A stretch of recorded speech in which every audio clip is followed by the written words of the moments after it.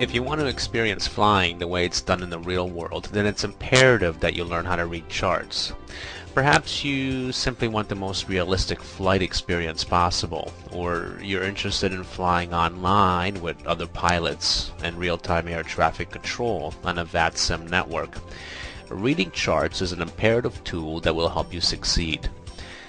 It's my belief that a lot of pilots are discouraged by going online because reading charts is a process that hasn't been explained all that well.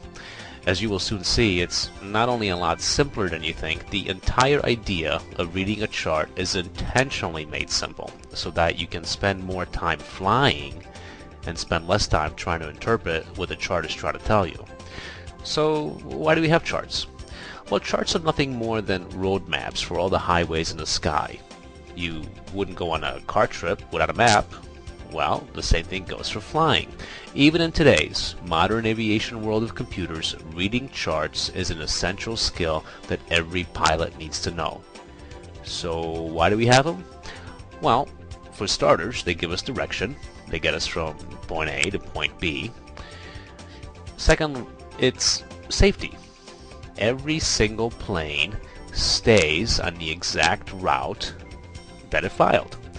And finally, reduced workload for both you and air traffic control.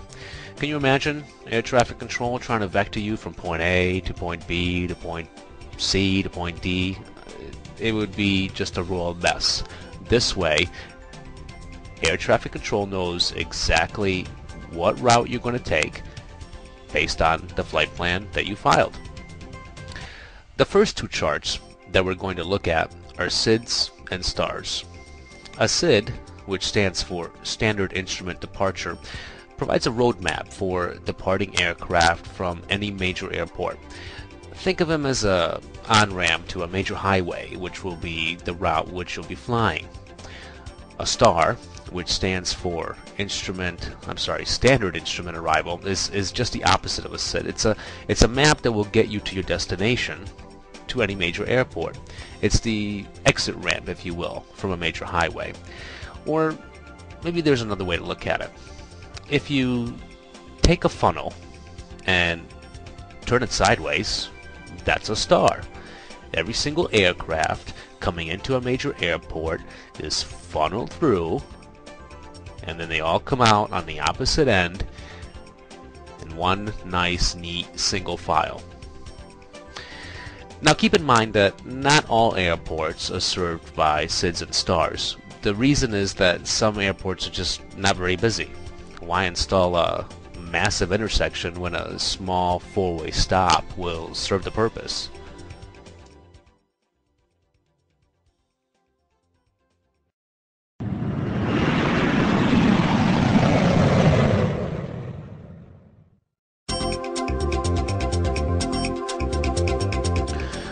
While filing a proper flight plan is not in the scope of this tutorial, it's the beginning stage of identifying what chart to use and where to get it. The internet is loaded with websites that will prepare a flight plan for you, but one of my favorites is flightaware.com. Simply navigate to the site and select Resources from the left-hand side. Navigate to Recently Used IFR Routes, and you're ready to enter your departure and destination airport. Miami International Airport is a very busy airport. Serving well over 1,000 flights a day, ATC is very busy. For this example, we positioned ourselves on runway 9 and are ready for takeoff. Before we begin, however, let's determine what chart to use based on the flight plan that we created. FlightAware.com provides us with a flight plan after we enter our departure and destination airport. What I really like about the site is that it's not only lists the most popular flights, but it lists real flights the way they are flown in the real world. A closer look at the plan reveals that we're going to be flying at flight level 360. The first part of our flight plan also indicates the name of the SID that we're going to use, in this case, Headley 1. What we need next is a chart, and the best place to get charts is aeroplanner.com. We navigate to the site and enter KMIA as our departure airport. You will notice that KMIA has many SIDs, but the one we're interested in is Headley 1. We click on it, and a chart comes up. Miami International has 4 runways, and sure enough, the chart indicates that this is the case. Since we're departing from runway 9, we need to find out what to do. By moving to the second page of the chart, we can see the description clearly tells us what needs to be done. The first thing we need to determine is where in the chart we are located. The runways are not labeled, but since we're located on runway 9, we can guess that our heading is going to be 90. In this case, the chart clearly shows us that we need to take off on a heading of 92 degrees. Reading the description of what needs to be done reinforces the idea by explaining to us in clear language that indeed we take off on a heading of 92 degrees to 520. 520 in this case indicates our altitude. In other words, we need to take off, and once we reach 520 feet, we make a left turn to Sonoy, our first waypoint.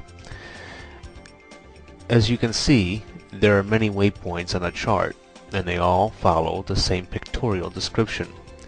We have Sonoy and fly direct to Simba. I know this because the arrows on the chart clearly indicate the logical flow of the chart. Our next waypoint on the list is 7 nautical miles away and a heading of 354 degrees. Pay close attention to these distances because if you're programming the waypoints into your FMC, you need to make sure that the distances match. The distance from Sonoy to Simba is 7 nautical miles, and your FMC should indicate this. A small variance is okay, but a large variance indicates an error that needs to be handled. From Simba, we fly to Fork on a heading of 336 degrees and a distance of 5 nautical miles. From Fork, it's another 18 miles to VVMX. You will notice that aircraft that took off from runways 26, 27, and 30 will also be joining you at this intersection. Remember the funnel example? The chart also contains special information located in notes along the way. It tells us that we should be at a speed of 250 knots, and it also lists equipment requirements that your aircraft must meet in order to fly this chart.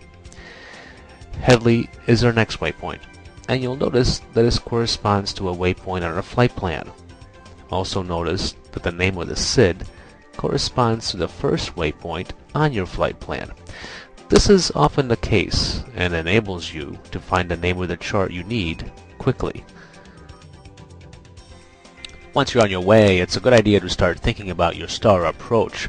Now, typically you would program in your STAR before you even take off. However, because you're still learning and training, it's a good idea to maybe hold off and give yourself the extra time you need to start programming your STAR approach once you're actually in flight. Think about it. Your flight is going to be anywhere between 1 to 3 hours, so that's a perfect opportunity once you reach flight level to let the autopilot do all the work, and you can start pulling out the charts and programming the STAR approach. This is typically what I do, and it's what we're going to look at next.